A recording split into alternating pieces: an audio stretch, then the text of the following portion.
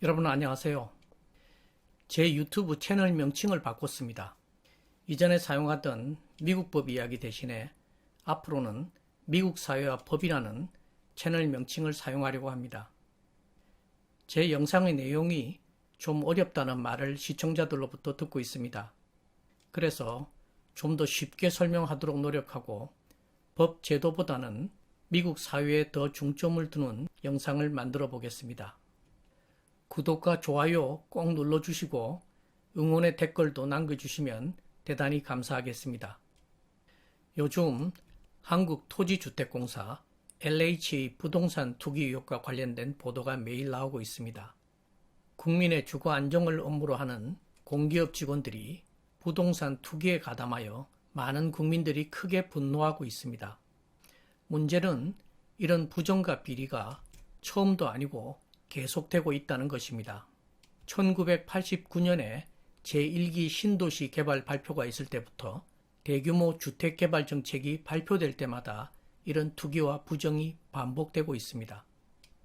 작년에는 한 국회의원이 감사 대상 기관으로부터 수천억 원대의 건설공사를 수주한 사실이 드러나기도 했습니다.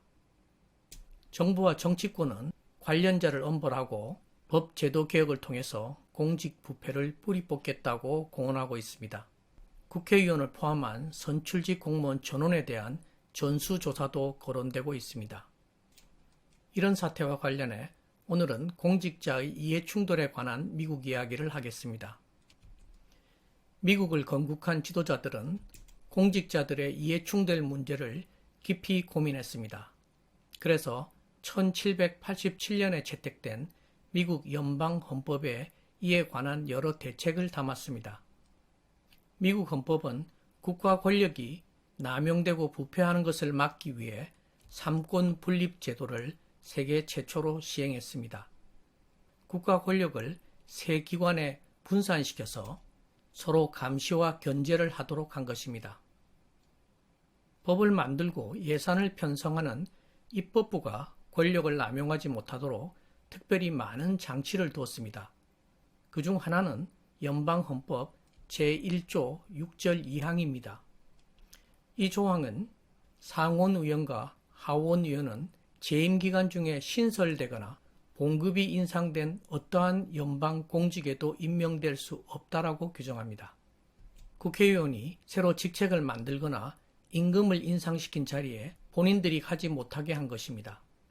미국 헌법의 아버지라고 불리는 제임스 메디슨은 이 헌법 조항만으로 충분하지 않다고 생각했습니다. 그래서 1789년에 헌법 개정을 제안합니다. 제임스 메디슨 개헌안이라고 불리는 이 조항의 내용은 상원과 하원이 의원의 봉급을 인상하면 다음 선거에서 당선된 국회의원부터 인상의 혜택을 보도록 한 것입니다. 자신들의 봉급을 스스로 인상한 국회의원들은 다음 선거에서 투표를 통해 유권자의 심판을 받은 후 재선되어야만 인상된 봉급을 받을 수 있도록 한 것입니다. 1789년에 제안된 이 헌법 개정안은 무려 203년이 걸려 1992년에 연방헌법 수정 제27조로 효력을 갖게 되었습니다. 미국에서도 정치인들이 자신들의 이해가 걸린 문제에 얼마나 소극적인지를 잘 보여주는 사례입니다. 연방헌법 수정 제27조는 영미법의 기본 원칙이고 정의의 기본 원칙을 보여줍니다. 그것은 No man should be a judge in his own case 라고 표현됩니다. 누구도 자기 사건의 재판관이 되어서는 안 된다는 것입니다. 운동 경기에서 선수와 심판은 동시에 같이 할 수 없는 것과 같습니다. 이것이 모든 공직자의 이해충돌 방지 및 회피 의무의 기본 원칙입니다.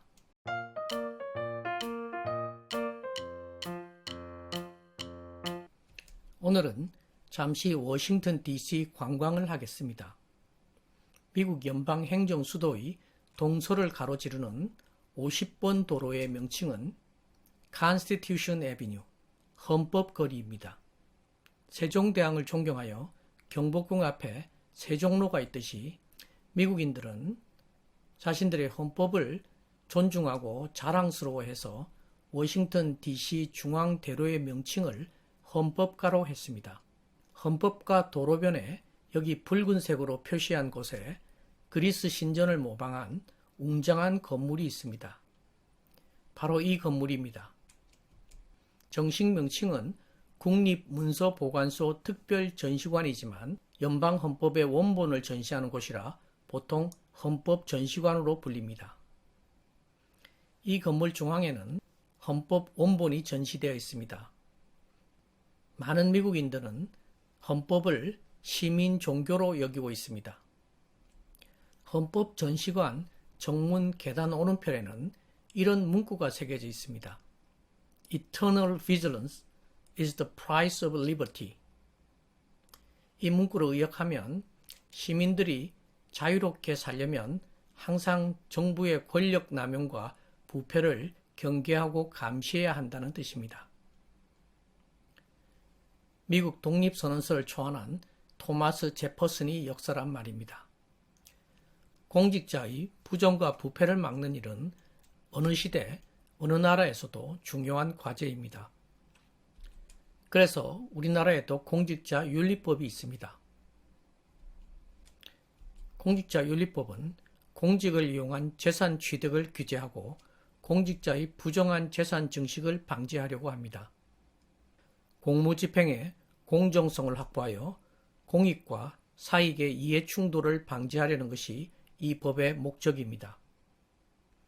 제2조 2는 이해 충돌 방지 의무를 규정하고 있습니다. 공직자는 공직을 이용하여 사적 이익을 추구해서는 안 되고 재직 중 취득한 정보를 부당하게 사적으로 이용하거나 타인으로 하여금 부당하게 사용해서는 안 된다는 내용을 담고 있습니다. 제3조 2에는 공직 유관단체를 규정합니다. 국가나 지방정부의 공무원뿐 아니라 여러 기관의 근무자에게 이 조항에 따라 이해충돌 방지 의무를 지우고 있습니다. 공기업은 물론이고 정부가 출자, 출연, 보조한 기관과 단체, 지방공기업법에 따른 지방공사와 지방공단 등이 포함되고 그 밖에 지방자치단체의 업무를 위탁받아 수행하거나 대행하는 기관까지 포함하고 있습니다. 형법이나 공직자윤리법 외에도 많은 법률이 있고 검찰과 국민권익위원회 등 여러 기관이 공직 부패에 대처하고 있습니다. 이렇게 법 제도가 마련되어 있는데도 공직자의 부정부패는 왜 근절되지 않고 있을까요? 그 이유는 법 제도가 있어도 법률 시행에 예외를 많이 인정하고 집행을 소홀히 해왔기 때문입니다. 또한 공직윤리의식이 낮은 공직자가 많고 공익보다 사익을 우선시하는 사람들이 공직에 진출하기 때문입니다. 공직자의 부정부패를 막기 위해서는 사익을 우선시하는 이들의 공직 진출을 막고 공익을 우선시하는 사람들이 공직을 맡도록 법 제도 정비를 포함한 사회적 환경 조성이 되어야 한다고 생각합니다. 공직자의 이해 충돌에 관한 오늘 이야기는 여기까지입니다. 유익하고 흥미있는 주제를 가지고 다음 동영상에서 뵙겠습니다. 시청해 주셔서 감사합니다.